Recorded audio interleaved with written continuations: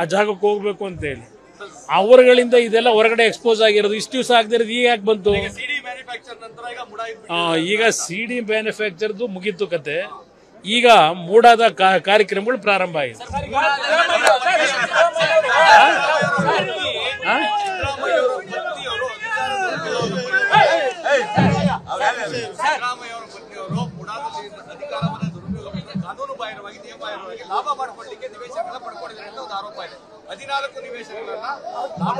ಈಗ ಅವರ ಸರ್ಕಾರದಲ್ಲಿದ್ದಂತ ಒಬ್ರು ಅಡ್ವೊಕೇಟ್ ಜನರಲ್,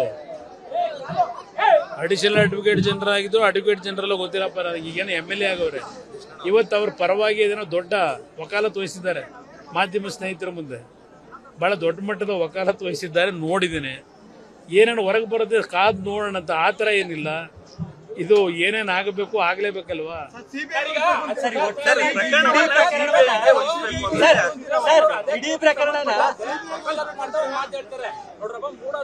ತಪ್ಪು ತಿಳ್ಕಬೇಡಿ ಬ್ರದರ್, ನಾನು ಅದನ್ನು ನೀವು ಹೇಳ್ತಾ ಇದ್ದೀರಲ್ಲ.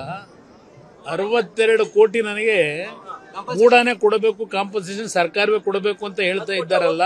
ಒಂದು ನಿಮಿಷ, ನಾನು ಮುಖ್ಯಮಂತ್ರಿಗಳಿಗೆ ಹೇಳ್ತೀನಿ, ಈ ರಾಜ್ಯದಲ್ಲಿ ಹಲವಾರು ಅಭಿವೃದ್ಧಿಗಳ ಹೆಸರಿನಲ್ಲಿ ರಸ್ತೆಗೋ, ರೈಲ್ವೆ ಯೋಜನೆಗಳಿಗೋ, ನೀರಾವರಿ ಯೋಜನೆಗಳಿಗೋ ರೈತರಿಂದ ಭೂ ಸ್ವಾಧೀನ ಮಾಡ್ಕೊಂಡ್ರಲ್ಲ.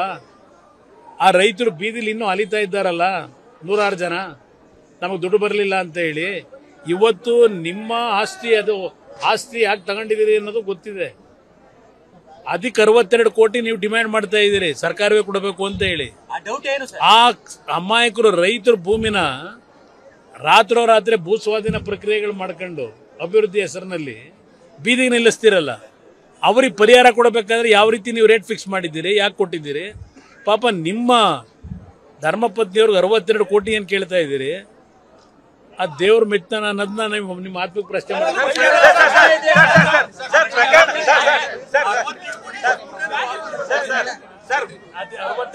ಯಾರು ದುಡ್ಡು, ಜಾಗ ಯಾರ್ದು?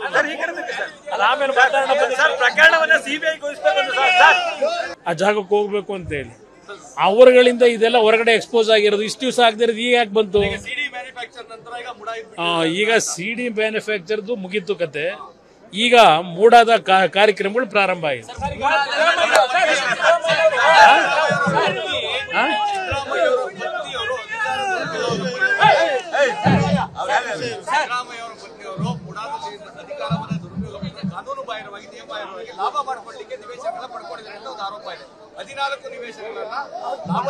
ಈಗ ಅವರ ಸರ್ಕಾರದಲ್ಲಿದ್ದಂತ ಒಬ್ರು ಅಡ್ವೊಕೇಟ್ ಜನರಲ್,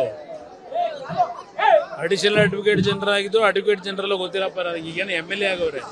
ಇವತ್ತು ಅವ್ರ ಪರವಾಗಿ ಏನೋ ದೊಡ್ಡ ವಕಾಲತ್ ವಹಿಸಿದ್ದಾರೆ. ಮಾಧ್ಯಮ ಸ್ನೇಹಿತರ ಮುಂದೆ ಬಹಳ ದೊಡ್ಡ ಮಟ್ಟದ ವಕಾಲತ್ ವಹಿಸಿದ್ದಾರೆ, ನೋಡಿದ್ದೀನಿ.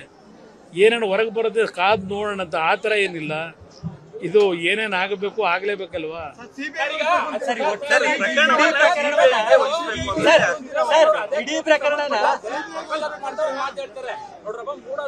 ತಪ್ಪು ತಿಳ್ಕಬೇಡಿ ಬ್ರದರ್, ನಾನು ಅದನ್ನು ನೀವು ಹೇಳ್ತಾ ಇದ್ದೀರಲ್ಲ.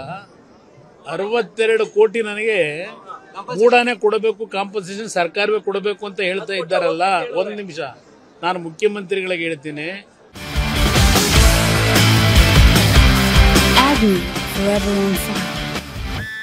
ಯೋಜನೆಗಳಿಗೋ, ನೀರಾವರಿ ಯೋಜನೆಗಳಿಗೋ ರೈತರಿಂದ ಭೂ ಸ್ವಾಧೀನ ಮಾಡ್ಕೊಂಡ್ರಲ್ಲ. ಆ ರೈತರು ಬೀದಿಲಿ ಇನ್ನೂ ಅಲಿತಾ ಇದ್ದಾರಲ್ಲ, 106 ಜನ, ನಮಗೆ ದುಡ್ಡು ಬರಲಿಲ್ಲ ಅಂತ ಹೇಳಿ. ಇವತ್ತು ನಿಮ್ಮ ಆಸ್ತಿ, ಅದು ಆಸ್ತಿ ಯಾಕೆ ತಗೊಂಡಿದ್ದೀರಿ ಅನ್ನೋದು ಗೊತ್ತಿದೆ. ಅದಕ್ಕೆ 62 ಕೋಟಿ ನೀವು ಡಿಮ್ಯಾಂಡ್ ಮಾಡ್ತಾ ಇದ್ದೀರಿ ಸರ್ಕಾರವೇ ಕೊಡಬೇಕು ಅಂತ ಹೇಳಿ. ಆ ಅಮಾಯಕರು ರೈತರು ಭೂಮಿನ ರಾತ್ರೋರಾತ್ರಿ ಭೂ ಸ್ವಾಧೀನ ಪ್ರಕ್ರಿಯೆಗಳು ಮಾಡ್ಕೊಂಡು ಅಭಿವೃದ್ಧಿ ಹೆಸರಿನಲ್ಲಿ ಬೀದಿಗೆ ನಿಲ್ಲಿಸ್ತಿರಲ್ಲ. ಅವ್ರಿಗೆ ಪರಿಹಾರ ಕೊಡಬೇಕಾದ್ರೆ ಯಾವ ರೀತಿ ನೀವು ರೇಟ್ ಫಿಕ್ಸ್ ಮಾಡಿದ್ದೀರಿ, ಯಾಕೆ ಕೊಟ್ಟಿದ್ದೀರಿ? ಪಾಪ ನಿಮ್ಮ ಧರ್ಮಪತ್ನಿಯವ್ರಿಗೆ 62 ಕೋಟಿ ಏನು ಕೇಳ್ತಾ ಇದ್ದೀರಿ? ಆ ದೇವ್ರ ಮೆಚ್ಚನ ಅನ್ನೋದನ್ನ ನಿಮ್ಮ ಆತ್ಮಕ್ಕೆ ಪ್ರಶ್ನೆ ಮಾಡಿ.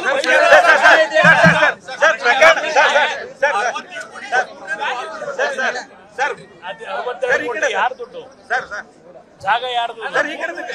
ಆಮೇಲೆ ಅನುಕ್ಷಣದ ಸುದ್ದಿಗಳಿಗಾಗಿ ವಿಸ್ತಾರ ನ್ಯೂಸ್ ಯೂಟ್ಯೂಬ್ ಚಾನೆಲ್ ಸಬ್ಸ್ಕ್ರೈಬ್ ಮಾಡಿ. ಹೊಸ ಸುದ್ದಿಗಳ ನೋಟಿಫಿಕೇಶನ್ಗಾಗಿ ಬೆಲ್ ಐಕಾನ್ ಕ್ಲಿಕ್ ಮಾಡಿ. ಲೇಟೆಸ್ಟ್ ಅಪ್ಡೇಟ್ಸ್ಗಾಗಿ www.vistaranews.com ವೆಬ್ಸೈಟ್ಗೆ ವಿಸಿಟ್ ಮಾಡಿ.